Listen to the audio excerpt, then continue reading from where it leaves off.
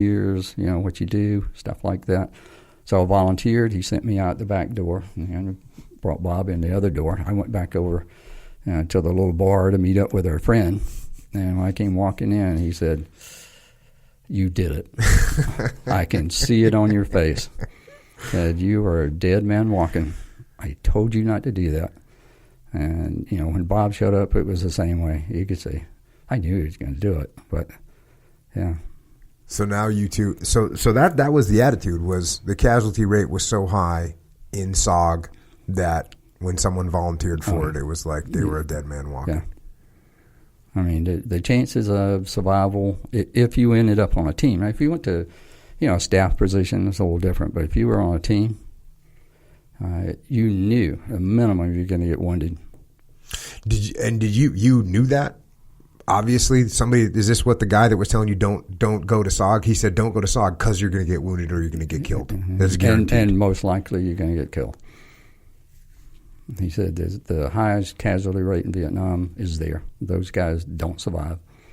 I'm not sure exactly what they do, but they don't survive. So. You got one note in the notes you gave me. It just says blackbirds. So we had to fly from Nha Trang up to Da Nang the next day, because if you're going to SOG, you had to go to Da Nang.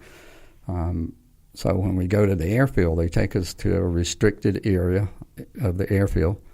And the C-130s and 123s that came into that part of the airfield were black. And he said, wow, that's a little different than everything else. And you get on the aircraft, there's no seats. There's seat belts on the floor. So the plane is gutted except for the front end, and there's a line up there that says, do not go beyond this line, classified area. So something was happening in the front of those planes that we were not allowed to go see. So we sat on the floor, and, we fly up there, and we get off. Escort picks us up, and he says, there'll be a bus here to pick you up in a few minutes to take you over to CCN.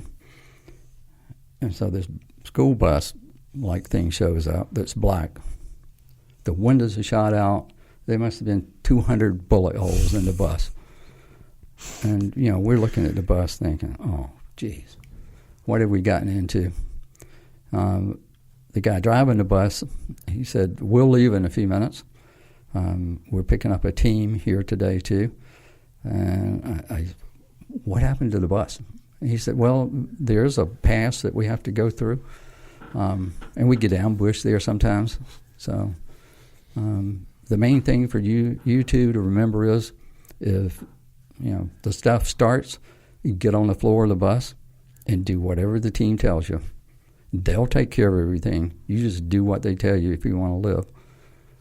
And we think, man, this is not looking good. I mean, we might not even get there. So... But we did, and we got there. So. What was the team? Did you guys pick up a team? No. When we first got there, it was late afternoon, so they assigned us to a bunk and told us that we would get briefed the next morning on what we were going to do, and told us just, get something to eat in the mess hall, relax. There'd be a movie showing that night, and we're thinking, a movie? So... They had constructed some kind of like bleachers at this little open area, nailed up a few sheets of plywood, and had a movie projector, and they would get movies from somewhere, and they would show a movie out there. So we went, let's go watch the movie. And behind that screen was Marble Mountain, which juts up out of the sand 450 feet, just out of nowhere. This thing is jutting up there.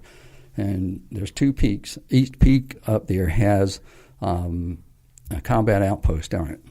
Because if the bad guys, got up there, they could shoot right down into the compound. So we're watching the movie, and all of a sudden, red and green tracers are going everywhere. I mean, it's just crisscrossing. Bob and I are starting to hit the ground, and everybody else just watching the movie. And I asked one guy, what's going on? And he said, don't worry about it. That happens every night. And he said, every night, they try to get the guys off the combat outpost and they put on a little light show up there. It'll be fine. They don't shoot down here because they're getting shot at. They shoot back at those people.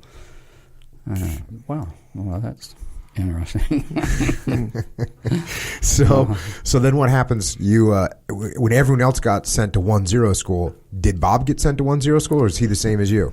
Well, before that, the next morning we got our briefing.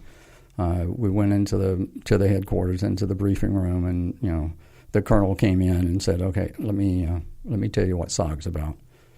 Let me tell you what you're going to be doing." And he uncovered some maps on the wall and started talking about the kinds of missions that we would be going on, and that we would be put on teams and we'd be leading those missions. And he kind of explained that we had 3 major areas. You had the northern area, which was CCN there, but the forward operational base was up in Fubai. And so he explained where the different camps were. And then after that, he told me I'd be going to FOB-1 up north. Bob would be going down to Central, down around Khartoum. So we went our different ways at that point. When he started briefing you on what the missions consisted of, did you have any? Was your guess anywhere close to that? Did you have any idea and say, yeah, that's probably what I thought we would be doing? Was it close? I had heard rumors that maybe they operated outside of Vietnam. So it didn't surprise me that much when he started talking about the countries we were going to actually go into. The kinds of missions didn't surprise me too much. I mean, a few of them did, but for the most part, it was, wow, this is pretty cool. It's crazy, but it's pretty cool. Did he talk to you at all about casualty rates or anything? No. All right, so then what happens? You get assigned? So I went to FOB-1 at Fubai with a group of other people, and when we got there, they grabbed everybody but me and said, you guys are going to 1-0 school, so a week-long course to teach them how to be a leader, small team in the jungle. There were a few things that they probably got that I hadn't done already, but not much. So I was assigned, or told I'd be assigned to a team the next morning. Told me to go report over to the supply room. They had a mission for me first that I needed to do. So when I got there, they told me that we had some casualties and that their personal effects had to be inventoried, by an officer before they could be sent home. So he said, their duffel bags are in there. If you just dump them out, go through them, look for anything that might be classified, a map or anything like that. If there's any correspondence in there, read it. Make sure it doesn't say anything about any of the missions. If there are pictures, get all the pictures out. So pretty well, sterilize their gear. So the first bag I picked up, when I read the name, I thought, wow, I know him. So this was a guy that, we had run around with some at Bragg, so I already knew him. And he came over, about a month before me, and now I'm inventorying his stuff. So kind of got my attention. So, wow. The casualty rate, probably is pretty high here. But then the next day, I was, assigned to a team as 1-1, the assistant team leader. Mm-hmm. And, we started mission prep to get ready to go out. And who was the team leader? Sergeant Deck. So it's very cool that even though you were an officer, you were going to be second in command. No one was going to walk into a team, regardless of your rank, and just, say, I'm here and I'm the team leader. You had to, regardless of your rank, you had to go out as an assistant or lower and learn how to lead a team, learn what's going on out there, and eventually get checked off by the team leader. He would, like Sergeant Deck, had to say, okay, Thompson can lead a team now. Mm-hmm. And that put me on the list to take over the next team, that was available. So what did the team consist of? Myself, and Sergeant Deck, myself, and another American, and then we had probably 9 indigenous members on the team. And who were the first Indig? What kind of Indig crew was the first crew? Were they Vietnamese? Vietnamese. Okay. And then did you go through any training protocol to be ready for your first mission, or what with the you team? guys do? I mean, we started training right away once I was assigned. Deck grabbed me up and started talking to me. This is what you got to do. Here's what I'm looking for. Here's where we're going. What we're going to do. We took the team out. We started doing immediate action drills, and in preparation for what we were going to do on the mission. Yeah. How long did you guys have to train before you guys rolled out on your first mission? It was probably 8 to 10 days before we actually went out. So I had a little time to get to know the team better, to learn all the drills and the way they did things. What was the level of English speaking for your Indig troops? Very good for the interpreter, and the others.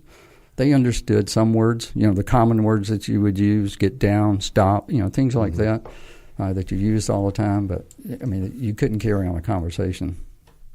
So. And how good was your level of focus during this time? I imagine you must have been just as focused as a human being could get. Yeah, I mean, this is real. So, totally focused. There was nothing else on my mind. In fact, we had a little theater there at Fubai. Had a little top on it, so if it rained, we didn't get wet. But some old benches we were sitting on, a piece of plywood. The movie was on. So I went to a movie after a couple of days. They had one. I went to the movie that evening, and I'm sitting here, and I hear this loud pow, and the guy next to me falls off on the ground. And I'm thinking, because we're sitting outside. Mm-hmm. We just have a little top on. He falls over on the ground, hitting the shoulder. Wow. Didn't matter where you are. That puts a downer on movie night. Yeah, I wasn't that much into movie night. All right, so now what's the first mission that you guys get assigned? They were doing some testing, among other things, in addition to just sending us on a mission. They were trying to figure out what was the best time to put a team on the ground. Mm-hmm. Should you put them in right at first light so when you get off the aircraft, you can move out and head to wherever you're going to go. You're getting away from the LZ quickly, because the bad guys would figure out that you had been inserted and they'd come out and start looking for you. Or was the best way to do it, go in at last light, so it's dark. You get off the LZ, you set up in your remain overnight position, and then head out at first light. So if the NVA or trackers are coming after you, then they were having to do it in the dark. Mm-hmm. So our team had been selected to be a last light insertion to see how that worked. And I had already been briefed on some things like we go in high, we go in 3,000 feet or so when we're flying to the LZ to avoid the small orange fire coming up at us. And then when you get out there to the LZ, he's going to bank the aircraft on the side, and he's going to put it in auto rotate, and it's just going to fall out of the sky in a spiral until he gets to where he wants to make his short final coming into the LZ, and then he'll put the power back on and slow it down, and we'll come in. I was not quite prepared for that. I mean, I understood the concept of what he was saying, but I didn't realize that when he put that thing in auto rotate, I wasn't going to be sitting on anything. And then I was on the side that it was turned toward, so I'm just hanging out there in the air, holding onto the side of the aircraft, looking down 3,000 feet and saying, this is not good. My stomach's up in my throat, and it's like a thrill ride at the fair or something, and this thing is falling. And I'm just trying to hang on and stay in there. So we spiral on down, we come around, and we're coming in on a short final. It's on a ridge line, and they had dropped what was called a daisy cutter, 2,000-pound bomb, to blow a hole